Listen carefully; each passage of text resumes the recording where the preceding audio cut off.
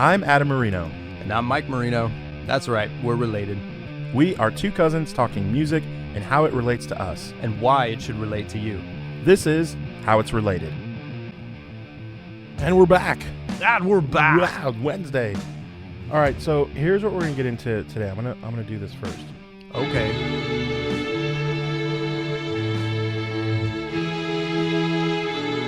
I'm going to see if you get this right. What movie? It's coming up the escalator. I can see it. Can you, for real?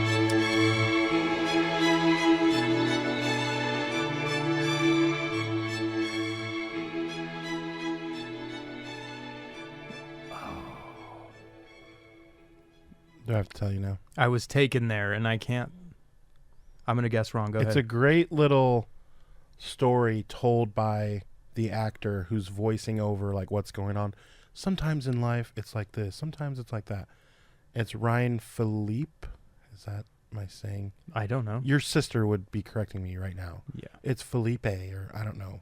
Do you not know who I'm talking about? Ryan? No, I know who. Okay. Yeah. Okay. You still don't know the you still don't know the Now movie? I don't. Now I don't. That you've Oh, said what Ryan you were thinking it was something else? Philippi. I don't know. Cruel Intentions. I don't think I ever saw that. Oh. That was a girl movie.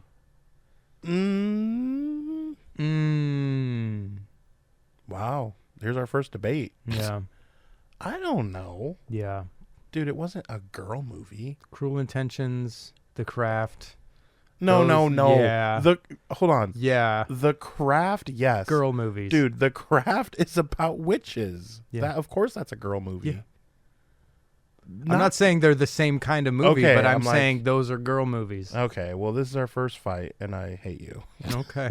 I'm totally fine with that. I'm going to sleep like a baby tonight. Yeah. I'm going to sleep right now. I'm asleep on you. Yeah. Dude, Cruel Intentions. Okay, here, how about... See, I was going to say something like Garden State or something like that, but... Okay, so... it was about the same time. Now, Garden State... Garden State was a little later. No, Garden State is awesome in that I love that he wrote... Zach Braff did everything. Mm-hmm. And that's kind of his baby. You know what I mean? And that's what is so freaking cool, which I didn't know, like, right away when it came out. And so, for that, I think that's kind of something. Sentences.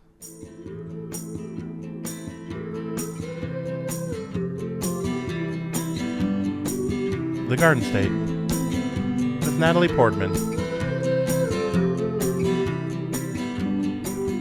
Good movie. So we're gonna talk soundtracks. Like certain soundtracks just emit emotion. Certain soundtracks are better than the movie that they are. Okay, let's get into that. All right, let's get into that. So can you think of the movie that you're like, okay, absolute not. But okay, the soundtrack that had like 4 good songs. Okay, so the soundtrack was basically just a compilation of all popular hard rock and rock songs that were on the radio at the time. And this is controversial. They're going to be outside with pitchforks probably, but I implore any of you as an adult, rewatch The Crow and tell me it's a good movie. It's not. Yeah, he died and there's this whole thing and, you know. Well, that all automatically makes it... gives it some lore, yes. Mm-hmm. But as a movie, it wasn't good. As a teenager, I watched it. I was like, this is kind of dumb, and he's not really playing that guitar.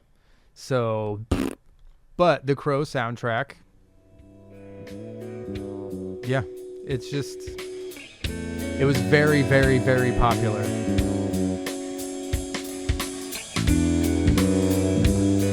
Rage Against the Machine. Yeah. I feel like Alice in Chains and Soundgarden and Rollins Band and are all on this.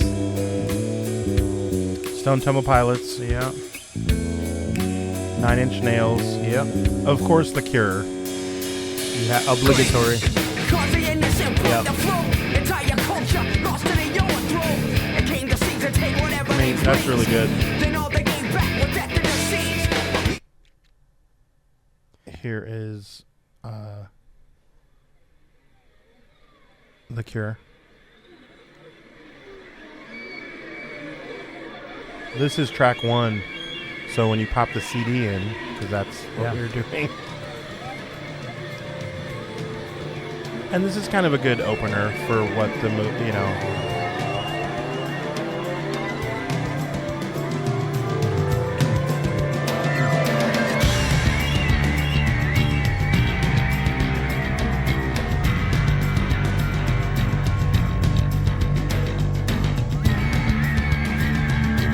It's a pretty dark Cure song.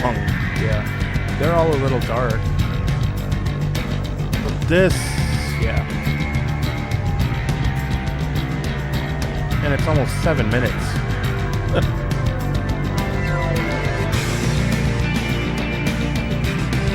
Man, that's good. Yeah. It's been a while since I've listened to this, dude.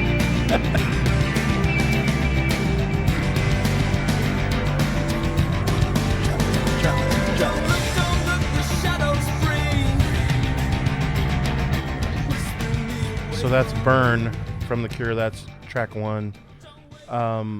So yeah, this might be an all-timer as far as it's hard to say the level of the movie being down here so low and the and the soundtrack being, because like Can't Hardly Wait and had like the hits basically. You just take a mix of all the popular songs of now the time. volume 7. Yeah. So like, but the movie was funny, so that's not a good enough, you know what I mean? Can't Hardly Wait. I saw that in the theater. It was funny.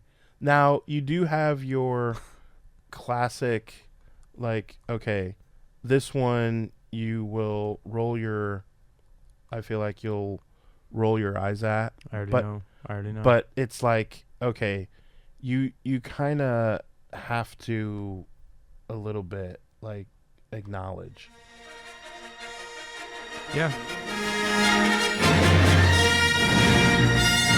I mean, it's powerful. It is powerful, man. Yeah. It's like, I still do this, but I went through a phase like a year straight. I only listened to scores, yeah. So I listened to the Christopher Nolan Batman soundtracks. Oh my! Specifically, the Dark Knight Rises. Hans Zimmer's score throughout all of those movies is like amazing. Even though he pretty much has a formula for it based off the first one, and he just does little variations of these pieces that he wrote. But like, it is still. That's one of the.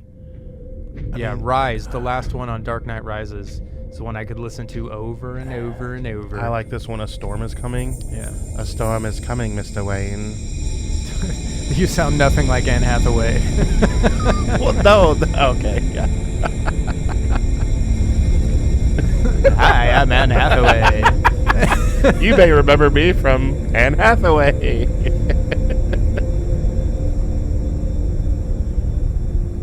So you said Rise? Yeah. I mean, it's like 10 minutes long, but 7 minutes and 15 seconds, yeah, as it were. But this, man, like, it kind of has like Gladiator vibes to it a little bit, too. And just how the little... That's where in Wayne's World where they're dreaming. No diddle-da. Yeah. But so this is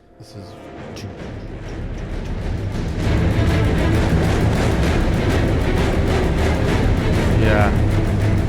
But there's, as stupid as it sounds, this one is like really like emotional, like it drops down and does.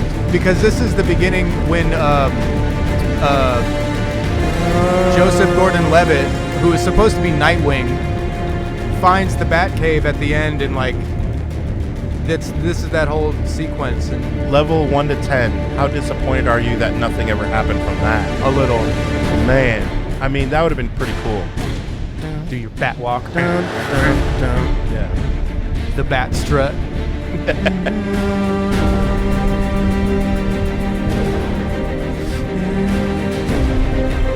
Right.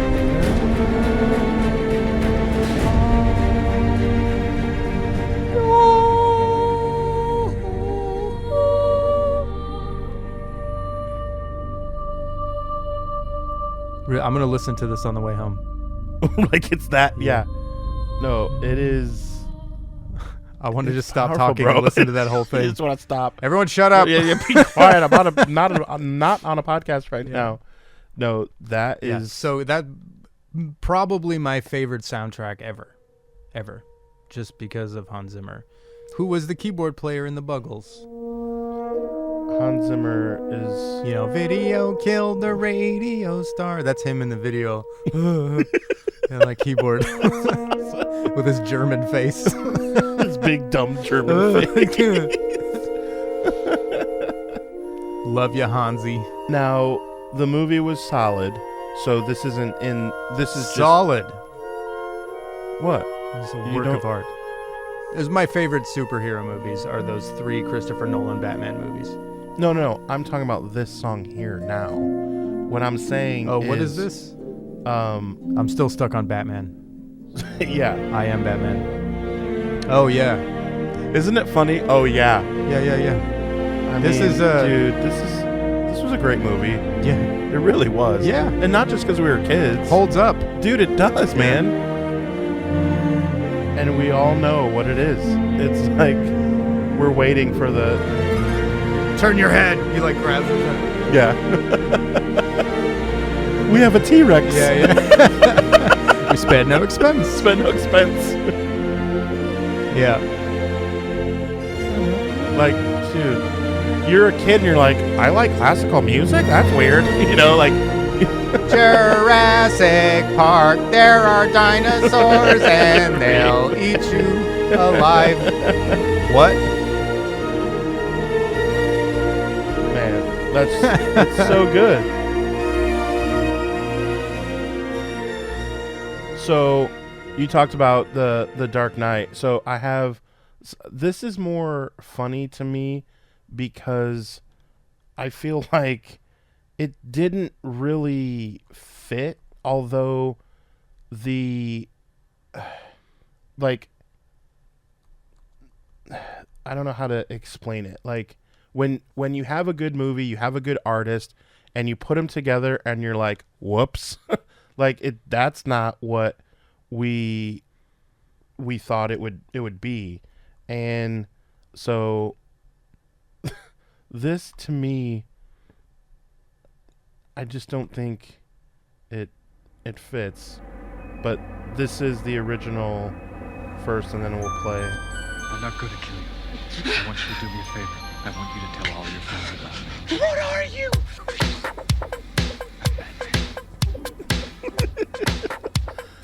Again, Michael Keaton, Batman, great. Prince, great. What? Yeah. It's like it's like peanut butter jelly and mayonnaise. Yeah. Like, what? It just did not fit for me. No. Like, right? This is weird, right? The score of that movie, though, No, of course. Danny Elfman. No. Yeah. No, that's a whole new topic. Danny Elfman is Yeah. insanely But awesome. the music that Prince did is like, okay. Like, it's awesome. What's it doing here? Right. Although they used it well, I guess. The Joker's parade, and he's like dancing on his thing. And Right. Like, that's where it's, again, that part you can kind of make it make sense. Oh, I got a live one here.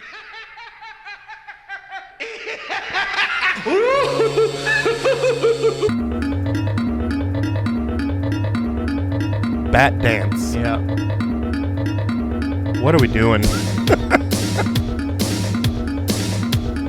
And if this was just a Prince song that just came out like 2 years prior. Right. Like, okay. I think that's what he did. He made these songs about Batman, Bat Dance, all that stuff, but he's like, I'm going to write what I write, and you will take it. Yeah, and dude, that's that. I don't know, man. Also, it was, I mean, when they made this, 1989, 88, I guess, when they made it. Right. Very much the style of the time. For sure. Just still. It's funny how some instruments just You can tell. sound dated. They are of this time period. Yeah. Like, this will never go out of style. Oh. Yeah.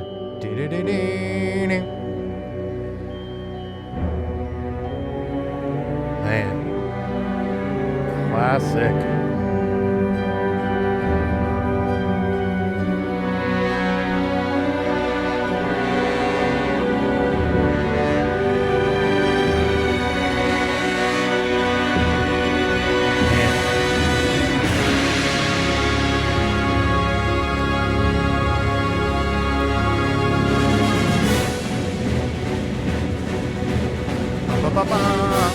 There's bad guys around somewhere.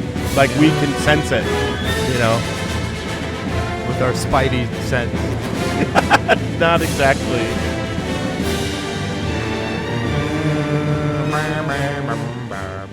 Yeah, so, man. Were you a huge Batman guy? Yeah. Okay. Yeah. Just making sure. From then, yeah. Yeah. I for sure was, too. And just put it over the edge, you know. I feel like that was really, really good. More up to date, I really got into the Avengers, and this kind of like pumped you up a little bit too, and it is good. This just reminds me of the Lego games.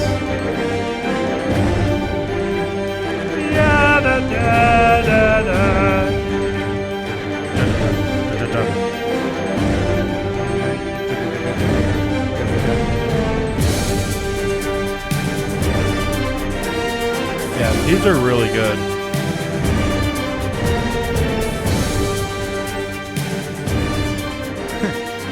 If you want to deconstruct it, that's basically, that part is just like a, you know, mid 2000s metalcore song.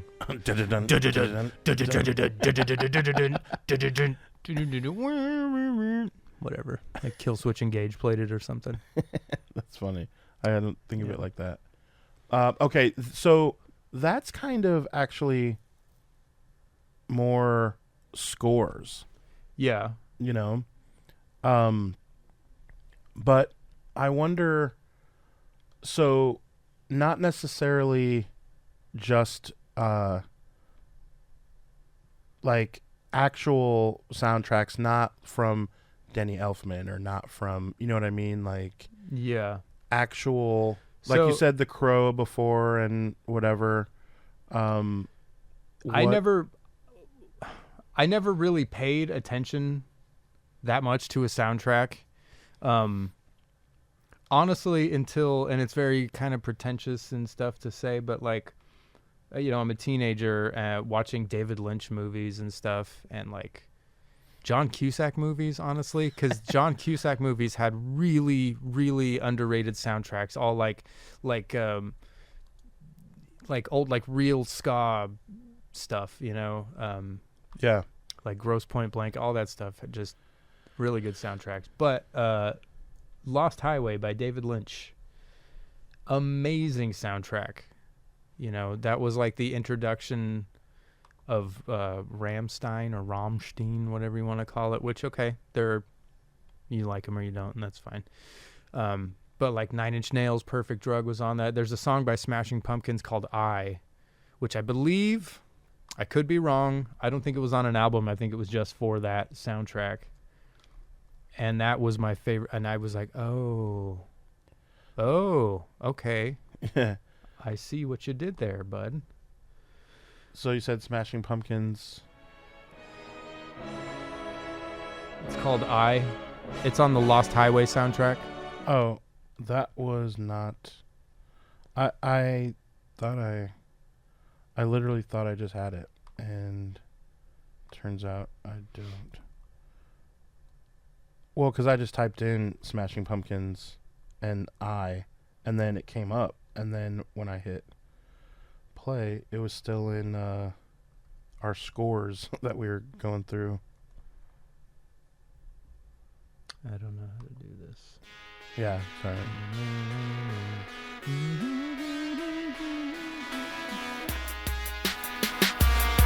Oh, this sounds dated.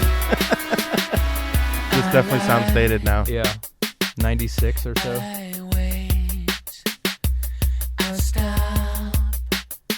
It's good, but like this did not come out. Oh. I do know this song. It wasn't on an album, he said. I don't think so. Oh, this song was on the radio. Was it? Yeah. I don't know how to do this.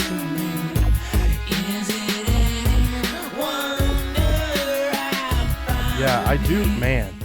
Dude, it's weird, like, just hearing some of this stuff that you haven't listened to in forever. But, yeah, you said Gross Point Blank. That's a good one.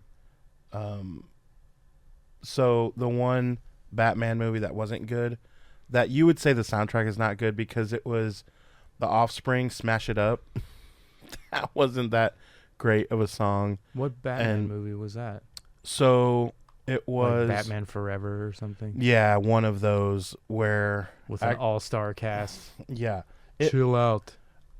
It might have actually been that one. Yep, because "Hold Me, Thrill Me, Kiss Me, Kill Me" from U2 is that one.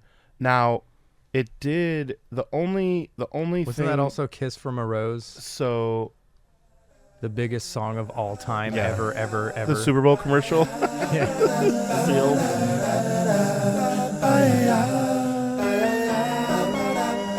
Yeah, okay, but other than that song, it was bad. It was not very very good. Did you ever hear this one?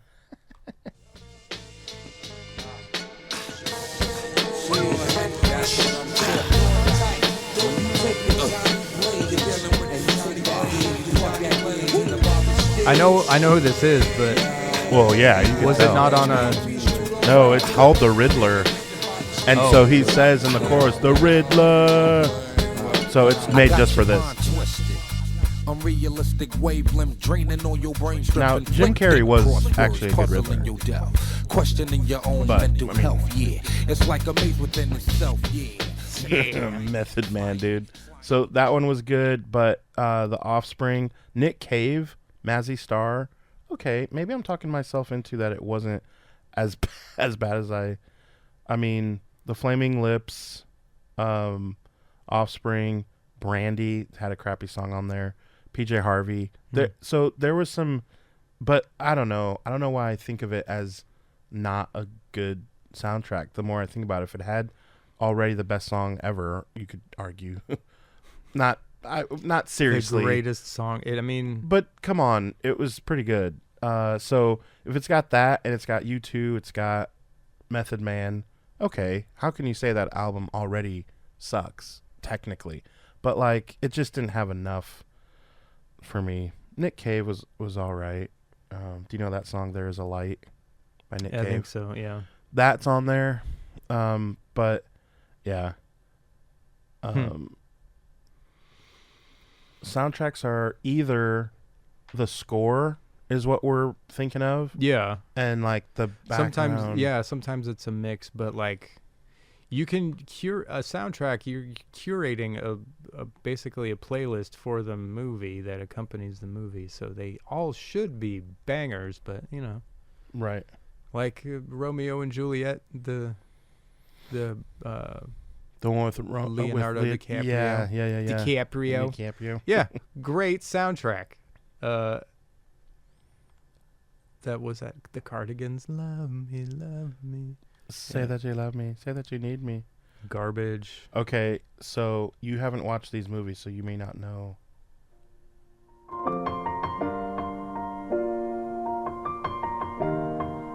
People that are watching this. It's been a long day without you, my friend. Do you know this song? I've heard it. In like a Folgers commercial. No clue what it's from. We've come a long way. Like, you may be the only person in America because you just never got into it. So, Paul Walker. Oh. Yep. So this was, I mean, with Wiz Khalifa. Damn, who knew? All the planes we flew, good things we've been through. That I'll be standing right here I mean, talking. you can understand that's a heavy hitter, right? When Paul Walker dies, you have this. Yeah. I'll never see you again. Ooh. Ooh. But you didn't get into those movies, so that's Yeah. So I feel nothing. Yeah. Wiz Khalifa. I saw Wiz Khalifa. Yeah. Yeah. Dude, I would for love... one song, but yeah. Oh, not a true concert. It was at a concert. Like, it was at Coachella when Dre and Snoop headlined, and they had Eminem came out and Wiz Khalifa came out, and there was a hologram of Tupac for some reason. Yeah. I heard about that. That was weird. Did you ever watch this movie? No, I never saw it. Really? Yeah. Tell me something, girl. Did you see any of the reboots? Or like, well, this was the latest reboot. Do you know what I'm talking about? No, I see videos. Chris Christopherson, bro. I know you're a Chris Christopherson fan. Yeah, I guess. I guess. Sure. You're like, I guess Let's I'm... go with that. I don't disagree, I suppose. I mean, everyone likes Chris Christopherson. Yeah. He's got two equal names in his I've name. only seen the videos that people make where it's Bradley Cooper pulling up and he's like, "Hey, I just want to see you one more time," and then it's like a dog vomiting. That's it. That's the movie, I would assume. Well, yes, and it really is a good movie. It's a remake, and it's been done like 5 times. Like 5 times. And Chris Christopherson had a famous version of it with Barbra Streisand. And you can imagine that'd be pretty good. But it started way back with like, not literally Bing Crosby, but like, like that's how far back it goes. Like Judy Garland was like the girl. Not literally, but like that's how it started. And then every 20 years it gets redone. And people say that this version truly is, because the music wise it was that good, and they give props to Bradley Cooper for truly like doing the part. Whereas Chris Christopherson was already in a band and was already like musical. Bradley Cooper was never like, he took lessons, he really did it, he really played the guitar. So like he was really acting. It was a big deal. So it is a good movie, I will admit. Like it's pretty good. I was just thinking through, man, we were all condemned for like 4 months straight of this being number 1 by Casey Kasem. Yep. You remember the movie? Yeah.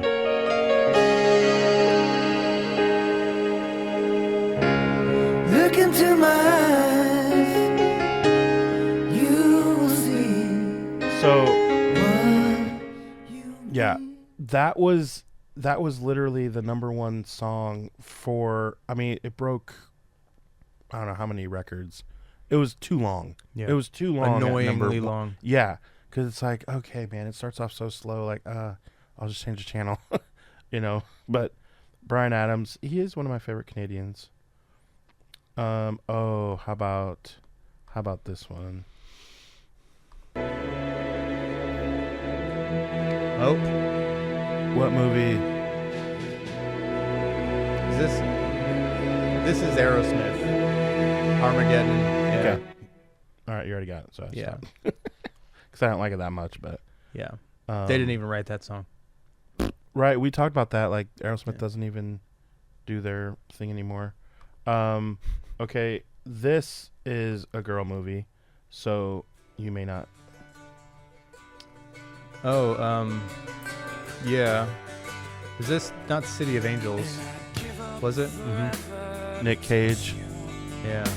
And they wrote it literally for, and it is a good song. It's fine. Slow and sad, but it is a well done, you know, as an artist you can say like, okay, that's a good song. Like, it's those are like epic, like, you know, songs from as soon as you play it you're like, oh, City of Angels. And I assume you haven't watched it. I think I saw it in summer school when they just didn't have anything to teach us. What? Yeah. I definitely have not seen that movie. I'm almost proud of I it. feel like I've seen that movie. But that's bad. I just assumed you were cool and didn't watch it. No, I watched it. I watched it. I've got the poster at home. Yeah. So yeah, I definitely feel like soundtracks are hit or miss on sometimes what they go for, you know. Like, can fall flat. What's weird, I don't know if it's one of the biggest. It was really popular, and they took a very already popular song and just rebooted it and put it on the soundtrack, and it's part of a scene in the movie. And the rest of the soundtrack is like, not very. What? Yeah. Wayne's World. Right? Iconic. Oh, there you go. And that's exactly what we were talking about. And it became a single again.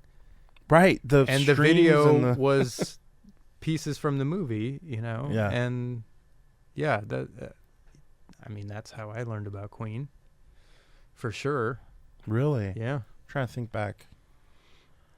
I guess I relearned them, definitely. Well, I knew of them, but I definitely was like, I couldn't put it together at first. Like, they're redoing, what is happening? You know? Yeah. But that was pretty epic. That's where I say, okay. And name another song on that soundtrack. I was going to say, does that make the soundtrack? I guess it does. I was going to say, does it make it that bad? I guess. Red Hot Chili Peppers are on it, and, you know, what else? I just, the kind of still hair metal-ish / grunge-ish bands were on, you know, I don't even know. I'm looking it up. So Wayne's World Ugly had Kid Joe, maybe. It started with Bohemian Rhapsody, Hot and Bothered by Cinderella, Rock Candy by Bullet Boys, Dreamweaver, Ballroom Blitz. Well, okay. Yeah.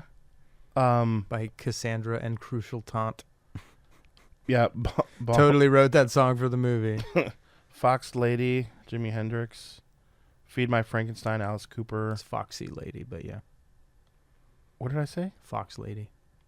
I thought I said Foxy. Oh. Lovin' Your Lovin', Eric Clapton.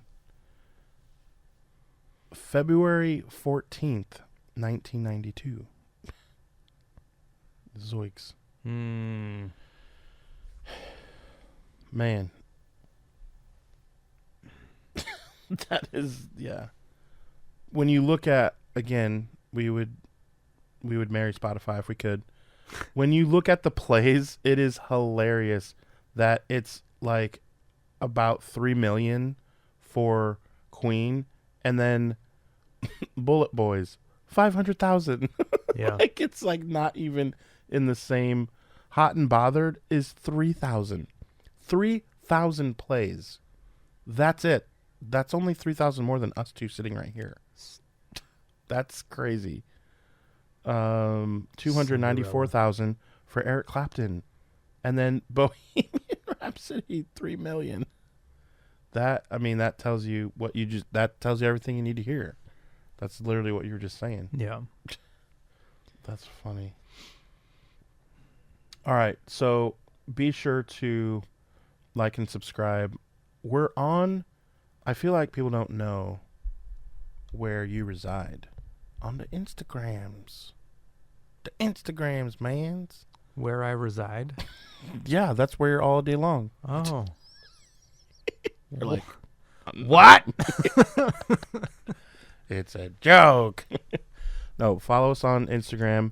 Also, down here is the Herman Menderchuk and the Adam Podcaster. Herman Menderchuk.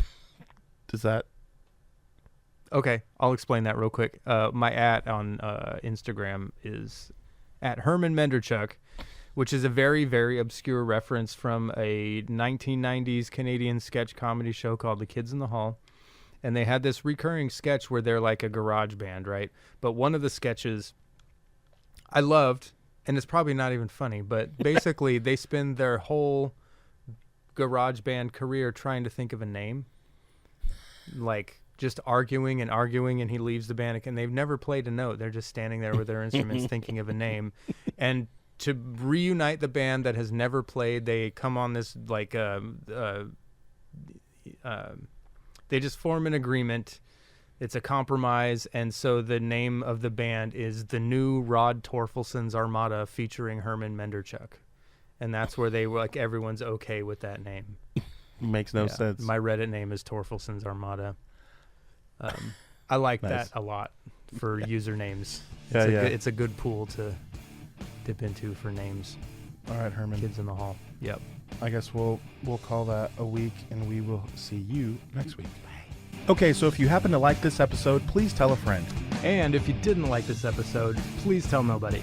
Be sure to like and subscribe on Apple and Spotify and, of course, YouTube. Follow us on social media as the links are in the show notes. Remember to check out our next episode where we will tell you how it's related.